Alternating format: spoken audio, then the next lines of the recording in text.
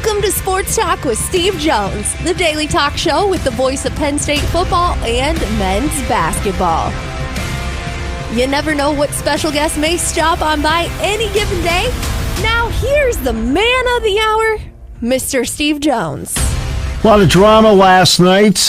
Pete Alonso's 3-run homer in the top of the ninth inning took a 2-0 deficit, turned into a 3-2 lead, eventually a 4-2 win. So the Mets will get the Phillies. The Phillies had the best record in baseball the first 2 months of the season. Oh, by the way, the Mets had the best record the last 4 months of the season. So they will play at the bank. And if you get a chance, Google Howie Rose.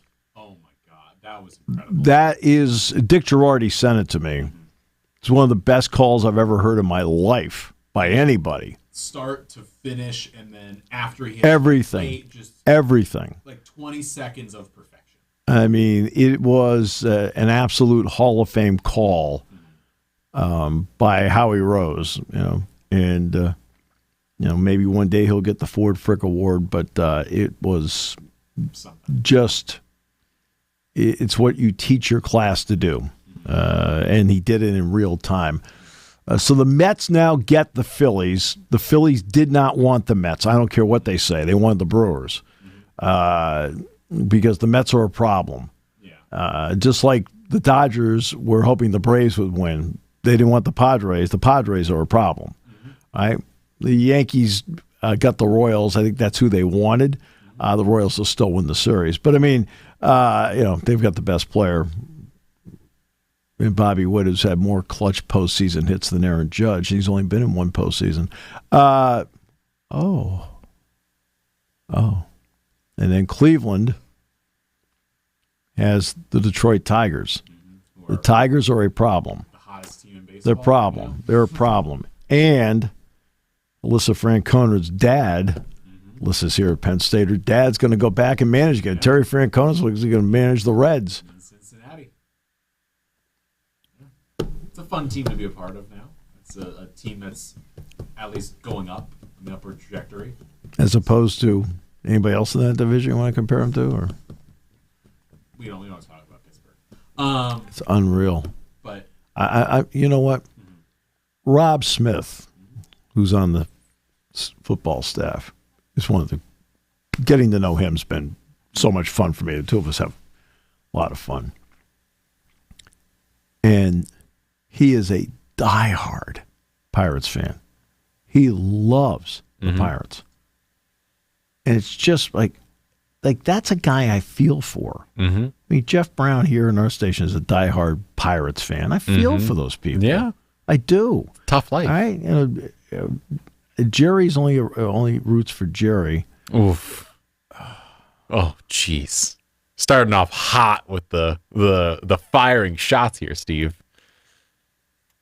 I have not had anybody come up to me and tell me I'm wrong. I will say. I have not had anybody come up to me and tell me I'm wrong. But I feel like, but with Rob, Jeff, there's a bunch of other people that are diehard Pirates fans. Yeah. My buddy J.R. Vitarge, diehard Pirates fan. And they give them nothing. I mean, they give them nothing. And that's the part that bothers me so much is that they give them so like crumbs, and they try to promote crumbs all the time. Now they've got a guy that's an ace of all aces, in Paul Skeens. He's tremendous. They try to make O'Neal Cruz into something he's not, even though he had a better. His second half was very good. Let's give credit where credit's due. Yeah. Brian Reynolds is a good player, but they've got a lot of just like guys. What you refer to as jags. Well, what's a jag? Just another guy. I mean, they've got a bunch of just another guys on that team. It's not like they're not trying hard or playing hard. They do try hard. They do play hard. They just don't have as much talent as anybody else. And the problem is they don't try to do it. They don't try. And And that's not a knock on Ben Cherington. Ben Cherington can only try as much as ownership will give him the opportunity to try. The free agent market's going to go out there. Who are they going to sign? Who? I don't know. Nobody. Mm-mm. Right? And they're going to go into spring training with essentially the same cast of characters. And you see what they did with Garrett Cole. Do you think they're going to re-sign Paul Skeens? I mean, you saw what they did with Garrett Cole. Garrett Cole's last year, I believe he pitched for the Pirates. I think he pitched for $700,000. And then he got a nice chunk of change.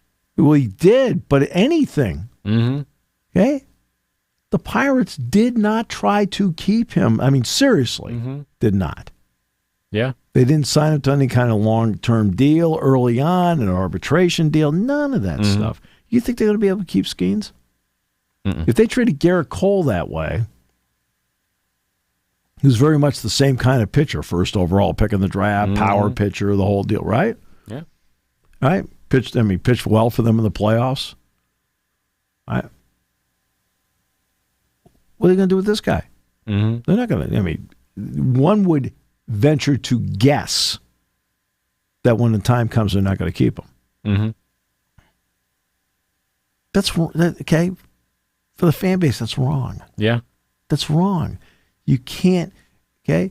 If there's an organization that should not have a single complaint about attendance, it should be them. Because they have not earned their attendance as an organization. They haven't earned it. No. Now, admittedly, part of this crossover with the American League has been a plus for them. Because this year, for example, the Red Sox came in. I was at the game. Felt like I was at Fenway. When the Yankees come in, now I think next year the Yankees come in. They come in next year because Pittsburgh went there this time. Yeah. Okay. The ballpark's going to be filled up. Okay, with Yankee fans and Aaron Judge fans. I'd say Giancarlo Stanton, but he's lost all his fans. And another strikeout. Fans gone. Right. But Aaron Judge, right? And if they still have Juan Soto, yeah. Right. People are coming in to see the opposing team. The goal is to have them come in and see you. Yeah. Okay? Penn State football. Penn State football played Bowling Green. Tens of thousands of fans there to see Penn State. Kent State showed up.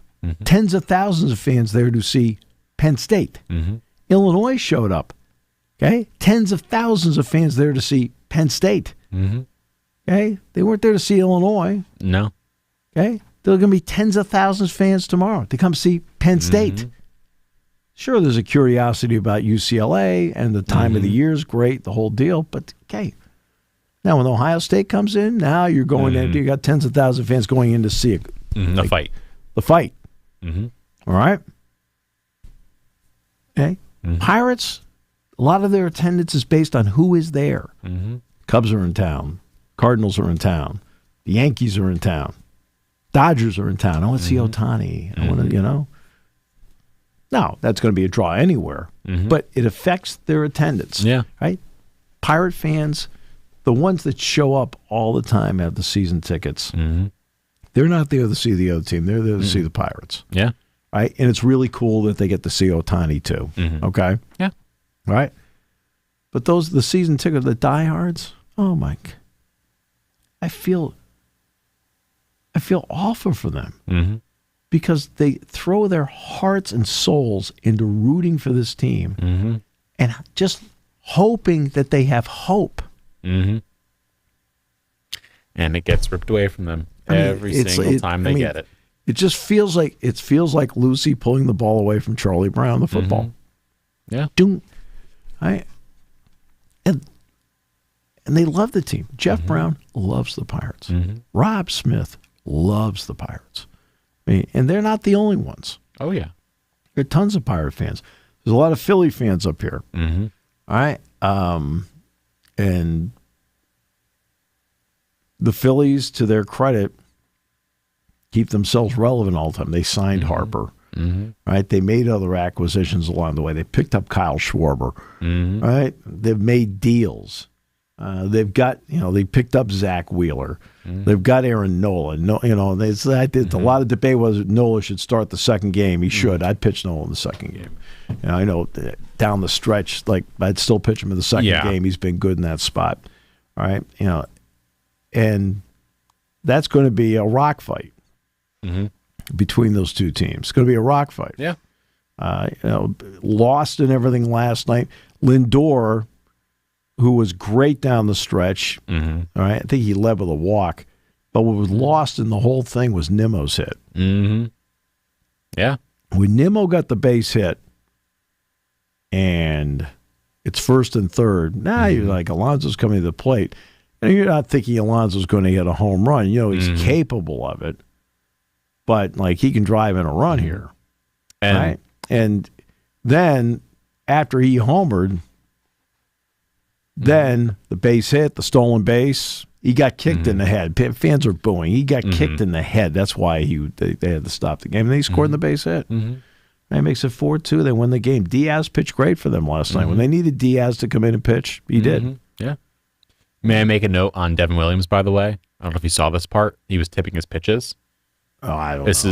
It's something that has been noted for a while on Williams, that he tips his pitches because when he throws his fastball, his glove is a little higher up and it's a little flatter. It's kind of like this. All right. When he throws his changeup, his glove is like this and his fist is all the way in his glove because he has to wrap his hand around it more. So he's a 1.35 ERA. It would be 0.35. He didn't tip his pitches? Well, the point was during the broadcast last night, the broadcasters made note of you can see it on his hand, and then they showed during the pause when Alonso's on deck, there's a guy next to him literally doing this with his hand to show Pete where Devin Williams keeps his hand at all times. And first pitch, changeup, Pete literally doesn't move, just watches it go. It's like, okay, it's a changeup. Next pitch, fastball, next pitch, boom, home run. So it was just something of note that I thought was interesting. So if he wasn't tipping his pitches, he'd be I'm not saying 0.35 ERA. All I'm saying is that he tips his pitches, and that is something that happened last night. That it's what I am putting out there into the universe. It's hard to hit a baseball. It is very hard to hit a baseball. Pete Alonso just beat him. And he crushed it. He mashed it over the right field wall. It was incredible. Yeah. What? I'm not disqualifying it. I'm just saying that was a part of it. I think it's I'm loud. Whatever. The broadcasting crew for the ALDS and LDS have been announced. TBS on the Yankees Royals is going to be Costas and Darling. Tigers Guardians is Brian Anderson, Jeff Francoeur. Padres Dodgers is Joe Davis, John Smoltz. And then Mets Phillies is Adam Amin, AJ Pierzynski, Adam Wainwright for those 4 duos for the 4 games across the board. So good. I'm happy for Adam. Yeah. He's a good guy. He is. He's a really good guy. I like Adam. Yeah. You kind of know when a guy's going up through the ranks. I'm happy for him. Anderson's a nice guy. He did the NCAA tournament games out in Des Moines with Jimmy Jackson and like Brian. Costas I only met one time, and we had a great conversation. Who's the other one? It's Costas. Oh, Joe Davis. Joe Davis. Joe Davis is a very humble, down-to-earth guy. He's done some BTN stuff. And I just like Joe. Joe's kind of the perfect guy to, if you're going to go from Vince Scully to somebody else, he was the right guy to go with. Oh, yeah, absolutely. So that'll be fun to witness the playoffs. And they, of course, are going to be going on Saturday. The first game is Tigers Guardians, then it's Mets Phillies, then Royals Yankees, and Padres Dodgers in that order on the 2 broadcast networks, TBS/True TV/Max. I think Max is going to have these games on it, which is interesting. But I've never seen Max in my life. I've never seen them on Max. I've never seen baseball games on Max before. I've never seen Max. Oh, okay. So I just haven't. It's just that's. You're not a Game of Thrones fan? No, what? A Game of Thrones fan? I never saw Game of Thrones. I never did. I heard a lot about it. I heard a lot of great things about it, but I just have never seen it. More than fair. Did you witness any of last night's Thursday Night Football action? Yes, by I chance? did. So you saw Kirk Cousins throw the ball for 500 yards. Yeah, but last night's game was good for the NFL. The NFL needed last night's game because teams moved the ball last night. Yeah, and they made plays, and that was fun to watch. You're talking about a 36-30 game that in overtime, and both teams moved. Both teams found the end zone. There was a lot of action in last night's game. You weren't grinding it out at 5, 10 yards here, 5, 6, 3 yards, 2 yards, 1. They were big plays. Yeah. In that game. Yeah. Big plays, couple big mistakes. Mooney, who had a great night, had that big drop at the end. Like, okay, but let's give, and Levante David had an interception. The Bucs should be able to put the game away. Don't. They committed a big penalty. And then the Falcons, to their credit, make a pass play, spike the ball with 1 second left. Koo kicks the field goal. They go to overtime. They win the toss and then win the game. Yeah. And it was just a fun game. It was not a grinded out like the Steelers game with them. What the final was that 18-10, 18 something like that, yeah, right? Or the Jets Broncos 10-9, right? Where you just sat back and went, God, that game was boring. And there was scoring the entire way. There was this 3, game was 4, fun. 2, and 3, and plus the one in overtime as well. Yeah, but they were getting touchdowns. It was It was just a fun game to watch. I didn't care who won. But Kirk Cousins played great. Baker Mayfield played great. They were incredible. And it just was one of those games you're like going, now that's a game I'd like to see more of. Yeah. I mean, the Giants game with the Cowboys the week before was not a fun game to watch. The Cowboys won the game. But like the Giants were kicking all field goals, same thing, and the Cowboys, and Aubrey missed a field goal. There are all these long bomb field goals. Not last night. Last night was action packed, moving, scoring. They're like, wow, this is fun.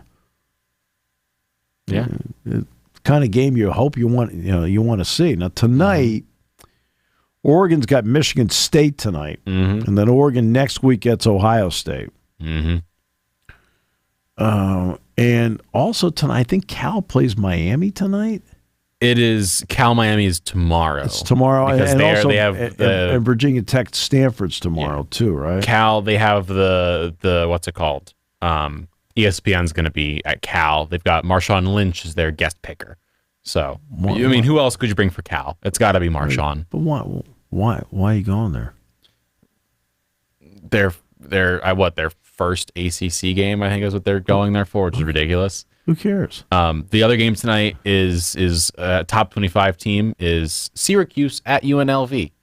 That is the other game that's going on. Yes, that's right. Yeah, that's right. Syracuse is playing at UNLV tonight. And speaking of Syracuse player, before we completely get rid of the Bucs Falcons talk, Sean Tucker, 2 incredible returns for the Buccaneers last night, 53-yarder and a 33-yarder. Just wanted to shout him out here on the show. Okay, I love Tucker. Number 44 is incredible, so I wanted to give him love. He may not be on the Saints, may be in our division, but I wanted to show him love.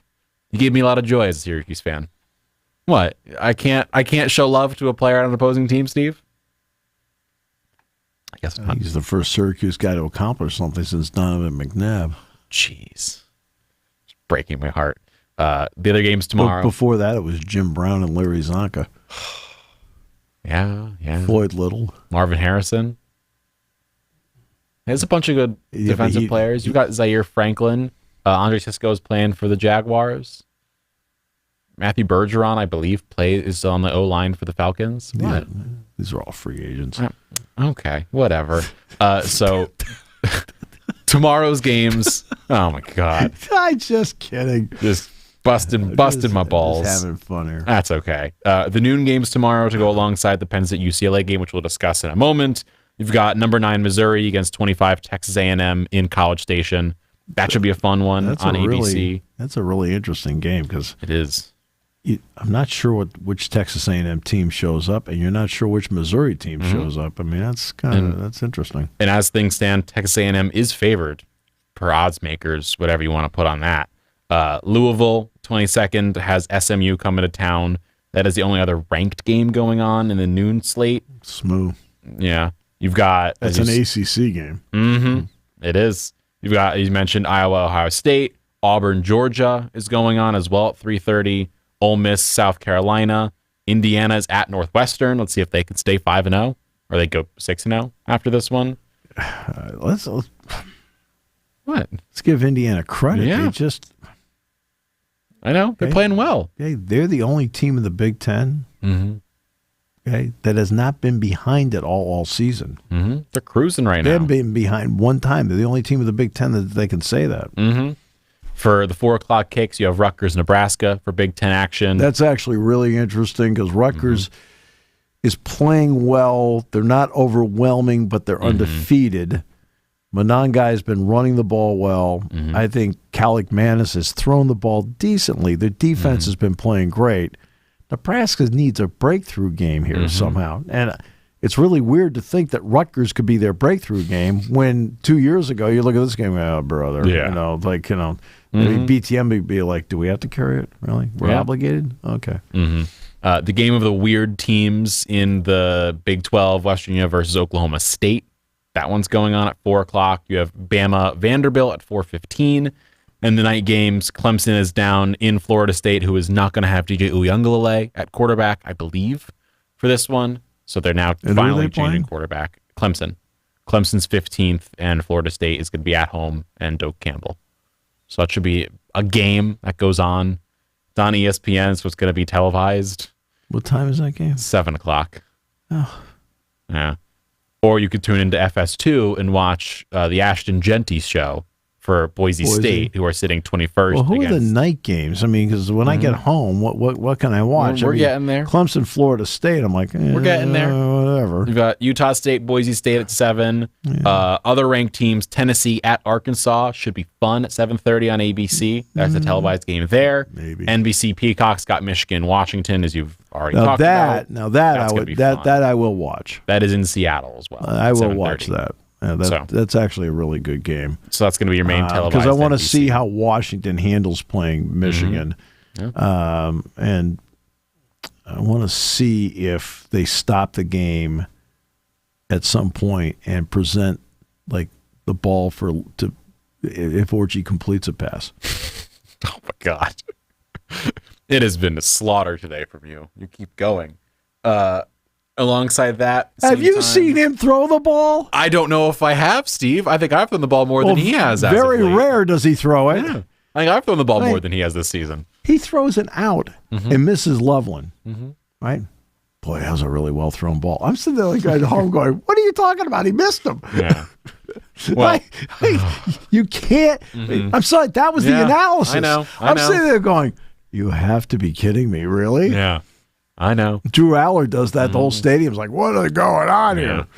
So ESPN's got Clemson, Florida State. FS2 has Utah State, Boise State. ABC's got Tennessee, Arkansas. NBC Peacock's Michigan, Washington. BTN's got USC, Minnesota Minnesota. I'll revise that. I will watch mostly that for obvious reasons. Yeah, for obvious reasons of the following week. Fox has Baylor. Not only that, but also see Minnesota too. That as well. Baylor is at Iowa State on Fox tonight, 7:30 in Ames. And then SEC matchup you've got is UCF versus Florida.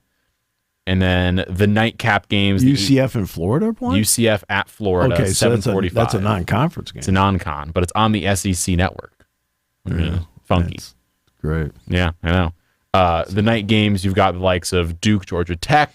You've got the other 8 p.m.s are Kansas, Arizona State, Hawaii, San Diego State. But the last two, the 10:30 p.m. kickoff is the Miami at Cal game, which is late, with Marshawn Lynch on it, and then Texas Tech. That's where game Arizona. day is, but okay. That's where I'd like to point something out. You don't send game day to the 10:30 at night game. No, that's just they're gonna be on at what, 4 p.m. Yeah. Which is just weird. So they'll be over there. One note on Appalachian State, they play at Marshall.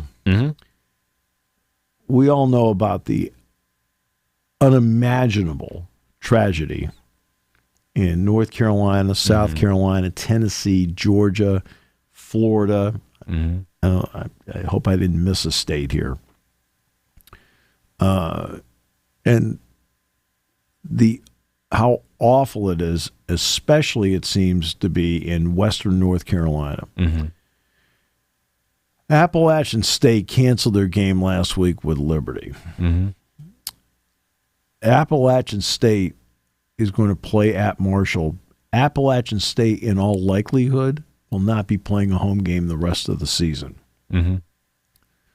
They're going to have to work with everybody as to moving the game to their place and so forth, which everybody will be accommodating. Mm-hmm. It's not going to be, but that's how bad it is in Boone. Mm-hmm. Because they had there was an open date for both Liberty and Appalachian State, and they said, "Look, we can't do this right now." Mm-hmm. And school won't reopen there. They're targeting October 16th, I believe, is the day they're going to reopen school there in Boone. But they're not playing any home games the rest of the year in all likelihood. Mm-hmm. Now, maybe something at the end, maybe something comes up, but it's just awful there. Yeah. And people have no idea whatsoever how many people actually died. Because, I believe the total's over 200 right now. Because they can't, I mean, they're having trouble getting in there. Mm-hmm. I'm not going to, it's just unimaginable. Mm-hmm. And the lack of preparedness is unimaginable. Not on the part of the people. Mm-hmm. Not on the part of the people. Mm-hmm. Right? And they need our help. Mm-hmm. But, in the sports part of it, Appalachian State, they're not going to play. It sounds like the odds of them playing a home game the rest of the season are going to be extremely long. Mm-hmm. And they will play at Marshall this week. And they've noted classes will resume no earlier than after fall break. October 16th is the earliest date they would come back to class. I know. I'm just putting it out there. That is the earliest date they can come back to classes. So we're expecting it's going to be a lot moving forward. I think. So what? Didn't somebody mention that day? I know. I'm just bringing it up again. Jeez, it's like I'm Jason Lord or something. You're warping in that direction. Jeez. Okay. You know who's just ripping me apart? Well, I haven't got you to Jerry yet. Oh God! Before we get to ESPN, the UCLA Penn State game, the last note I want to make is it seems like the Knicks are going in the right direction, at least with Patrick Ewing.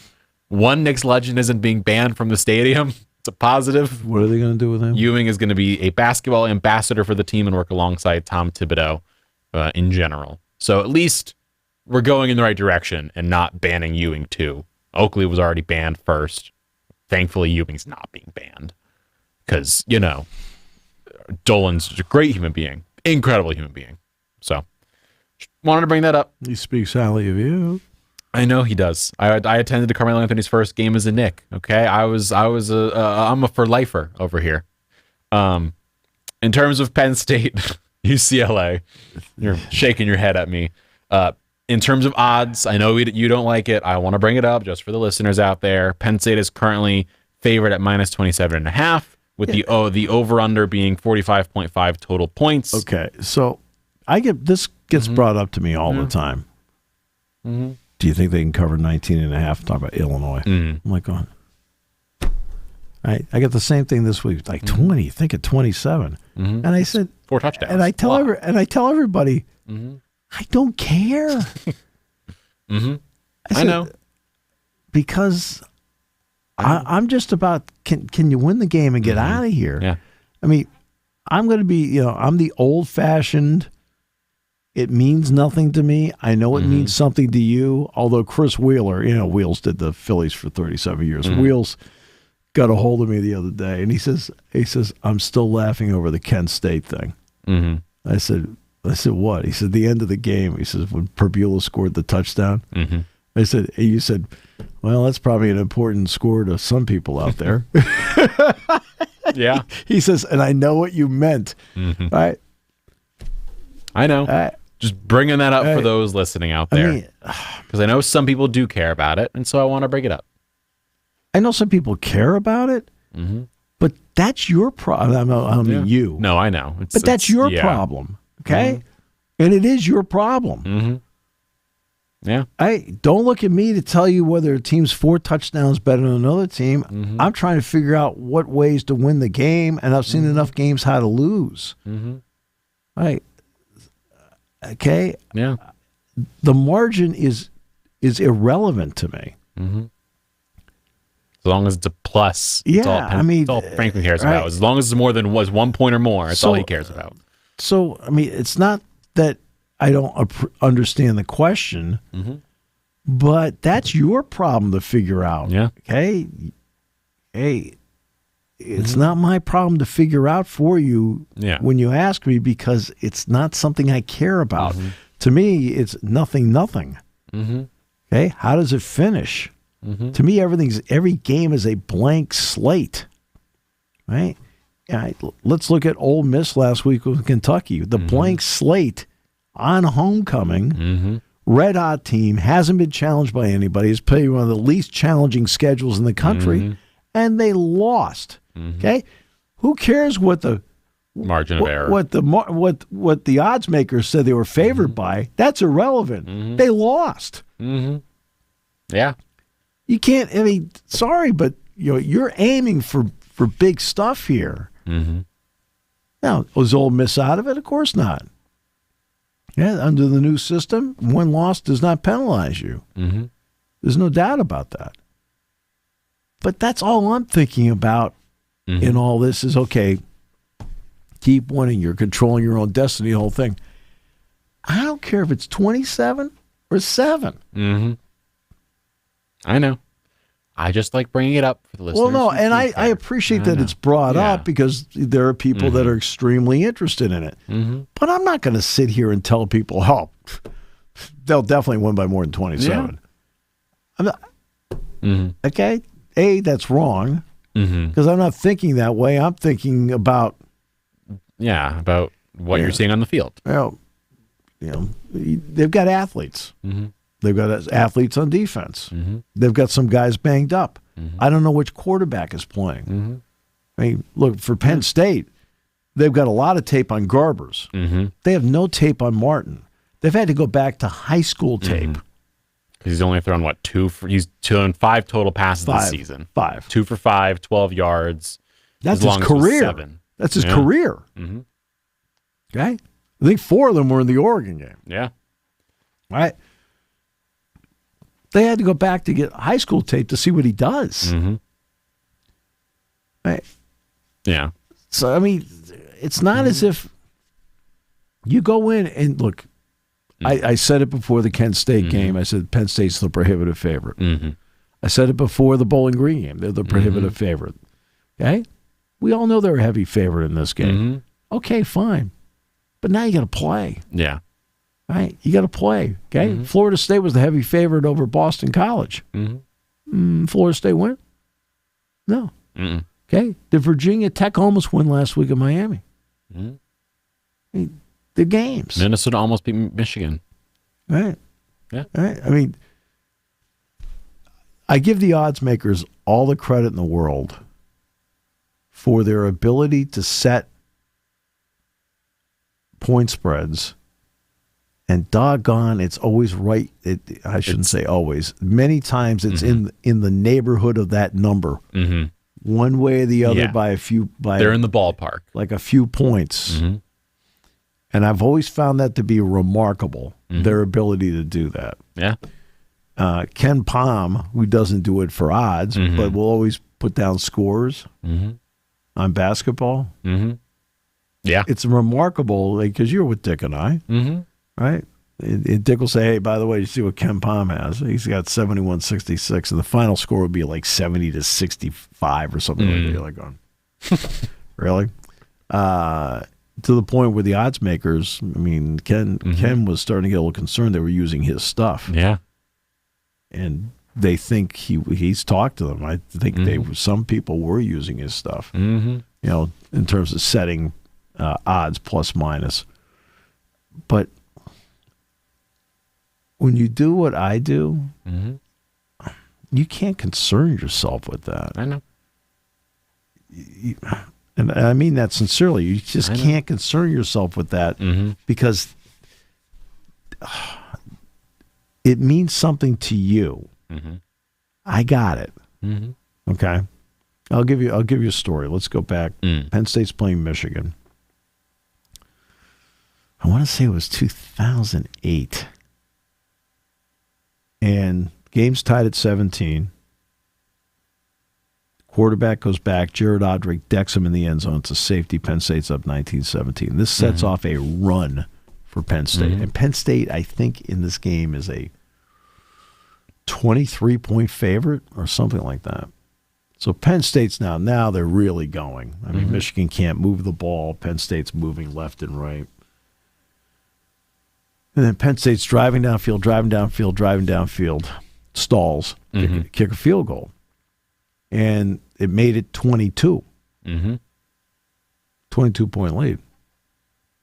So I said, then he lines up 3 scores, 22, 3 possessions. I said, not 3 scores. I said, because it's not 3 scores. It's 3 possessions. All right. I said, up 3 possessions, back with more after this. And everybody's like, I looked over at Jack. I said, geez, they're clobbering Michigan. What's everybody grumbling about? And Jack said, the point spread's 23. I'm like going, I said, you got to be kidding me, really?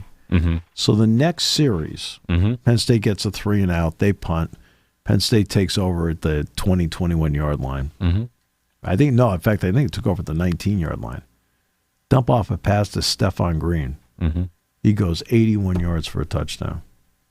The place is going insane because, A, it's an 81-yard score, and guess what? It hit over. They cleared the number.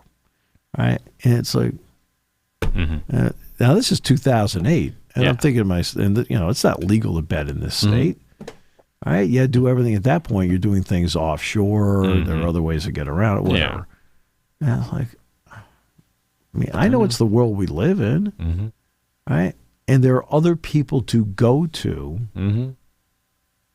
get an opinion on margins. There's a long list now of people to go to on margins.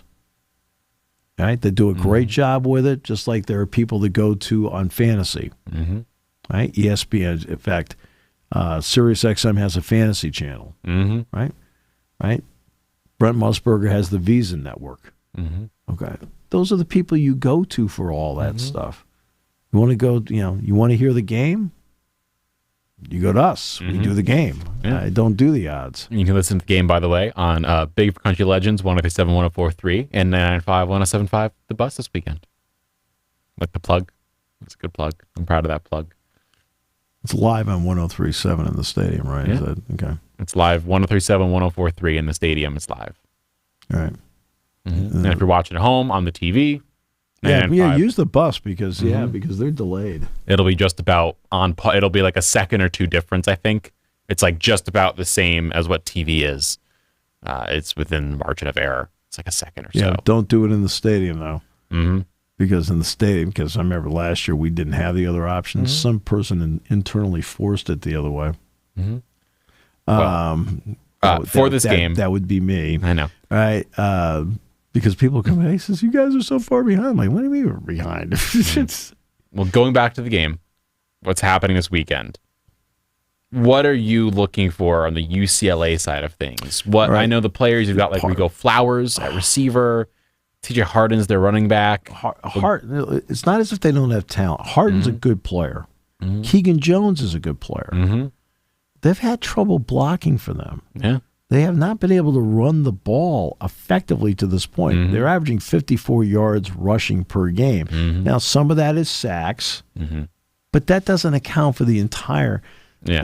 Sacks doesn't account for 100 yards in a game. Right? So they've struggled running the ball. Rico Flores out of Notre Dame, it's a good player. Sturdivant, the other wide out, has been very quiet, but you watch him play like last year. I'm talking about last year. Guy can play. He's not a bad player. Both the tight ends are good. Okay? Good. I think that they play well. But Garbers needs more time to do things. And Garbers, who was the offensive MVP of the LA Bowl, he gives them the best shot at winning. You can see how he plays. But he has 3 touchdowns and 6 interceptions right now. And Martin hasn't played essentially, I mean, he's played very few plays in his UCLA career. I mean, he's not a true freshman. No. Okay? He's played very few plays in his UCLA career, so we don't know about that. So their offensive line has been a work in progress. Defensively, they've been playing more of a 3-3-5. Okay. Because Schwessinger's now, they've got him starting at linebacker. He leads the team in tackles. Yeah. Addison, the transfer from Oregon, picked off an Oregon pass last week and ran it back 96 yards for a touchdown. Yeah. I mean, he's got length, he's got speed, good cover skills. But again, and their kicking game's good. Their kicking game is very good. They're 8 for 10 on the season with a long of 54. Right. So, but this is also the 4th time zone they've played in this year. Traveling a lot. Right. But this is their 5th game, their 4th time zone. They played in Hawaii. They played 2 games in the Rose Bowl. They played in the Central Time Zone at LSU, now the Eastern Time Zone here. They're going to end up traveling 22,000 miles. They've already traveled a chunk of that so far. And I'm not talking about being road weary or anything like that, but that's a lot to ask in the first 5 weeks to play in 4 different time zones. That are. It's not as if they played in Pacific, Mountain, Central, and now the Eastern Time Zone. Yeah. They played in Hawaii. They went west, right? then the east. Mountain Time Zone's the one time zone they haven't played in yet. And so that's a lot to ask. They're coming in today. They're getting here, I think, at 3 o'clock today. I think one plane lands at 3, the other one lands at 4 or 4:30. You know, I think that's the staff plane. You know, the other people on the plane, the coaching staffs, obviously, with the players. When they get here, they are going to walk through Beaver Stadium, which is what they like to do anyway. They do that anyway. That's part of their regimen. That they want to get someplace and they want to go and they want to walk through. Joe never did that. I shouldn't say Joe never did that. One time ever. Outside of a bowl game. Bowl game's a little different, right? A regular season game, only one time did we ever see Penn State do a walkthrough in a stadium. Where would that be? It was Minnesota. And what happened was the reason they did it was that on the Thursday practice, Anthony Morelli went to hand off, and the running back grabbed the ball, and Anthony's thumb was still there and pulled back. Ooh. Now it was on his left. It was on his left hand, not his right hand. Yeah, but still, it is not fun. So they decided to go into the Metrodome and work on that Friday to make sure he can handle snaps and make throws and could hand off. They wanted to see how it was bandaged up and so forth as to how and that's why they did it. Now, I was able to take the managers over to the Kirby Puckett seat. They go, hey, what's the deal with the white seat? And I said, Kirby Puckett seat. I explained the home run of the World Series, the whole thing. They loved it. It was great. It no longer exists. They imploded the place. They've imploded a lot of places up there. Yeah. I went to the Mercedes-Benz Dome.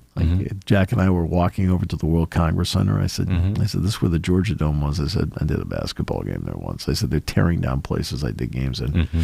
All right. That's the only time Penn State ever did that. It was out of necessity. They'd never done that. But some teams like to go someplace they want to walk through. Yeah, that's more than fair.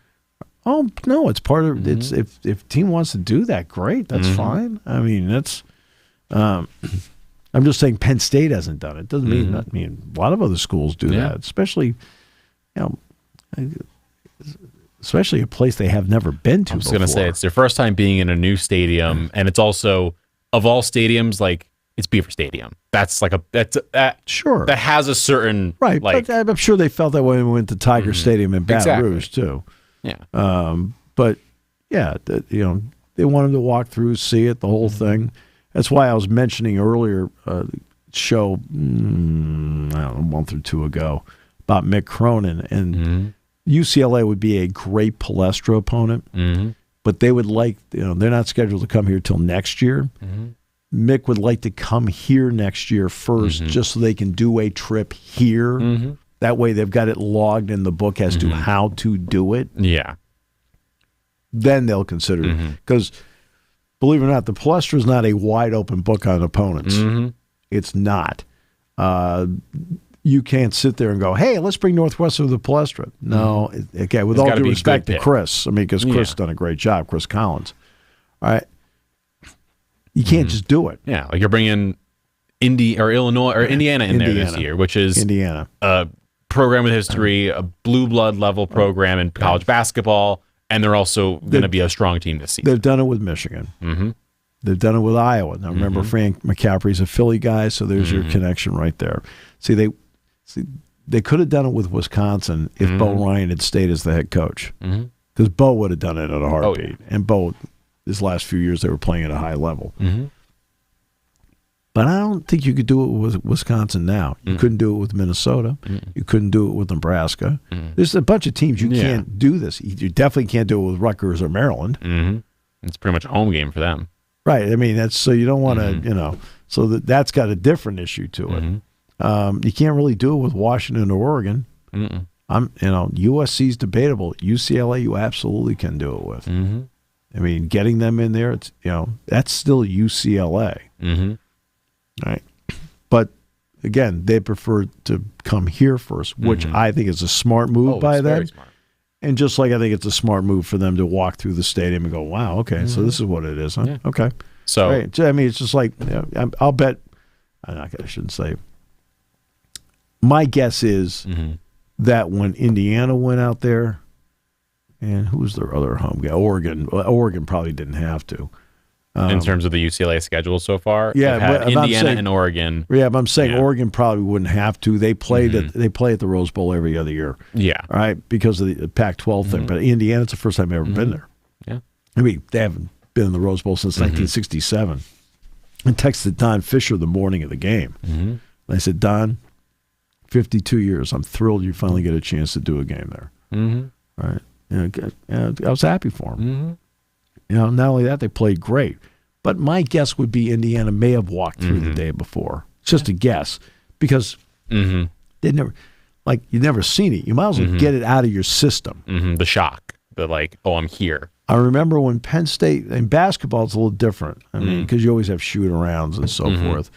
And your schedule may not be conducive at home sometimes based on events as to whether you can practice the day before a game, okay?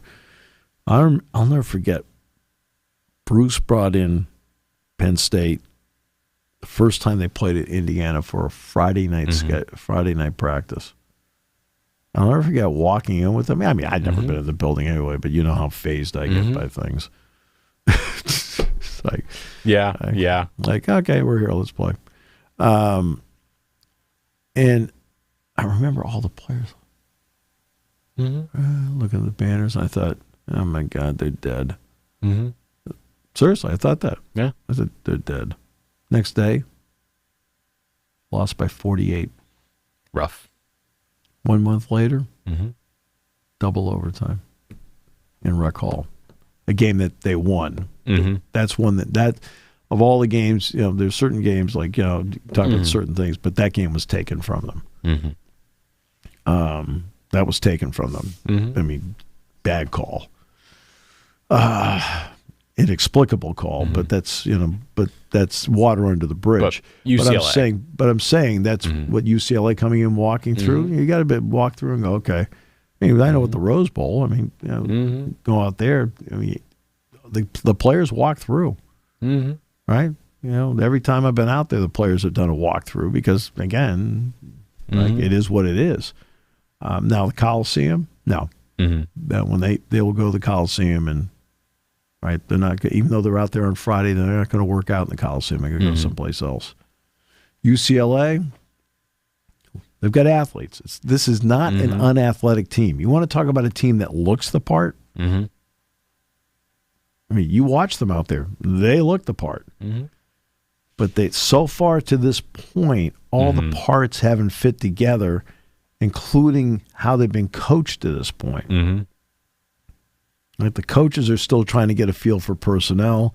Personnel still trying to get a feel for the coaches. They've had some injuries, which is like knocked them back a little bit. Yeah. I mean, so they've been struggling. I mean, there's no doubt they've been struggling. I mean, they struggled mightily with Indiana. They struggled mightily with Oregon. Yet the LSU, they're tied 17-17 at halftime. Didn't score in the second half, but they were tied at the half at 17. They showed you life.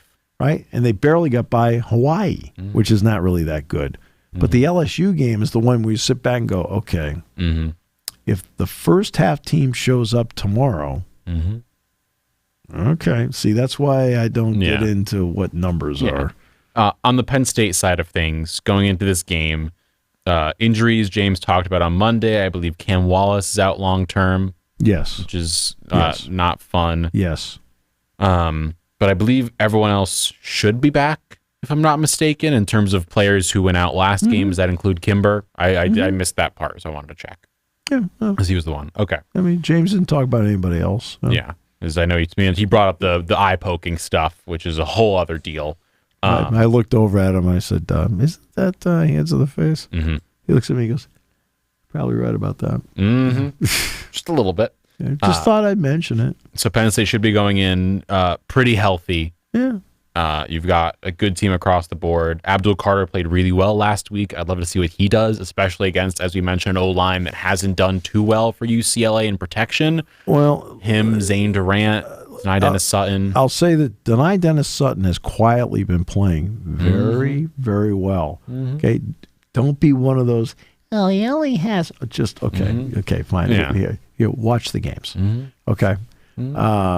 It's the same discussion as Chop Robinson last year. He is funneling guys because of what he's doing on his side, where other guys are making tackles because he is he's becoming a dominating player on his side over there, which has really helped. Abdul Carter, remember, when you're making the move from linebacker to defensive end, when you're a linebacker and you blitz, who usually takes you on? You're getting running backs. Yeah. Right? When you're rushing from the outside, who's taking you on? A guy about 4 inches taller and about 100 pounds heavier. Yep. And if they're chipping you, it's with a tight end. Which is the guy the same size as you. Right? So you have to get used to that, and also the hand fighting that takes place. That's a little bit different than linebacker. And I'm guessing different angles are involved. There's a billion things that happen in this. Tom's done a good job, Tom Allen, of on certain situations, putting him in spots where you're like, okay, where is he? Where is he? Okay. Durant and Devon Thomas has played really well, too. Oh, yeah. Been getting pressure up the middle. I think the linebackers, Kobe King played an exceptional game. Tony Rojas has been playing well. Jalen Reed's been playing great. Zakee Wheatley. Kimber and Harris are two guys that have come in. And that's why I brought this up with James on the talk show last night. Like, you don't bring in a lot of transfers. But these two guys have come in. What have they done for you? And look, and Kimber's been around the block. He's been around the block. Yeah. And Jalen told Jack and I, he says, look, Penn State's reputation for corners is really high. He says, let's go back to the old Silas Red line, which I wish Silas would come back, by the way. Seriously, I really hope Silas Red comes back at some point. I think he'd be shocked at how warmly people would greet him. But he used the words, it's a business decision when he went to USC. Well, Kimber told Jack and I there was a business decision coming here. And he feels it's really paid off. Yeah. Harris was a 5-star guy coming out for whatever that's worth, right? It at least gives you an impression of what what people think he's capable of. Well, you can see what he's capable of. The interception was just really well done because early in the game they'd hit that slant, and they lined up in the same thing. They were running the same play. Okay, the slant was like play 3 defensively, and the interception was play 54. Well, they went back to it. And Harris did a great job of passing his guy off, okay, to the safety, not the deep safety, but the up safety, right, and undercutting the route and picking it off. See, Yeah. Athleticism. Okay. And thinking the play. Right. Using But your also, football but mind. again, the coaches that talk to him about that, hey, look, you've got to do this right. Mm-hmm. And it shows you the adjustment they made, the adjustment he made, right, on that play. And he had the interception, and then I'm sure he and Zion Tracy have made up. Yeah, So. I'm guessing he got a very nice dinner from Zion Tracy at some point. No, Yeah. the other way around. Oh, yeah, From Tracy. Tracy bought him a real nice dinner. I'm sure, yeah. Yeah. Well, you're mad because you're not going on the USC trips. Oh, jeez.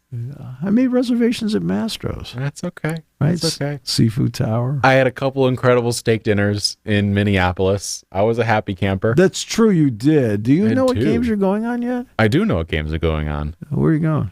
I am going to Indiana again. I enjoyed it a lot. Going back to Indiana. I'm going to the Wells Fargo Center this season with you to face Drexel, who, by the way, my brother now goes to Drexel. Well, we officially. don't. I mean, that's we have to see about that one with me But for me, because that's the 21st. yeah, okay? which could be playoff time. It could be a playoff game. If it is, then I know. I've done the game in the Wells Fargo Center. But for me, it's my brother. My brother now goes to Drexel for grad school, so I now get to be like, I'm watching your school play, which is very fun. Yeah. I'm going to be in Wisconsin to wrap up the season.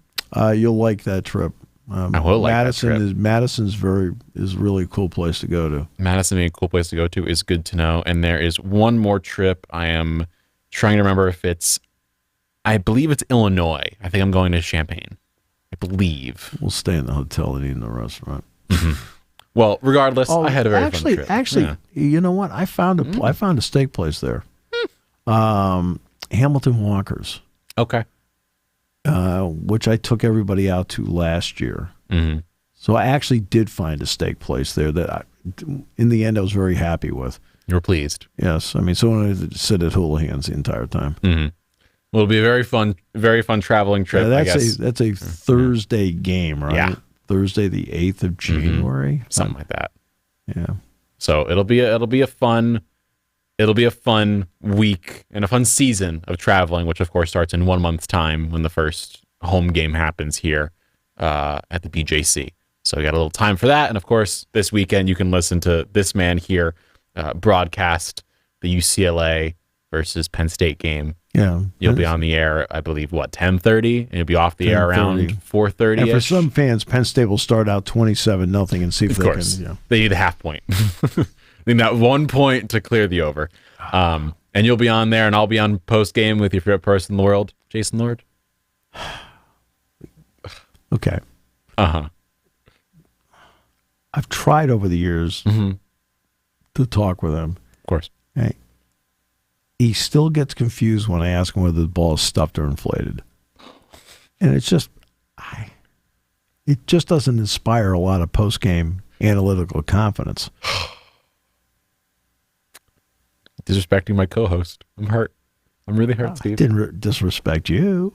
But you're disrespecting the brand, the show.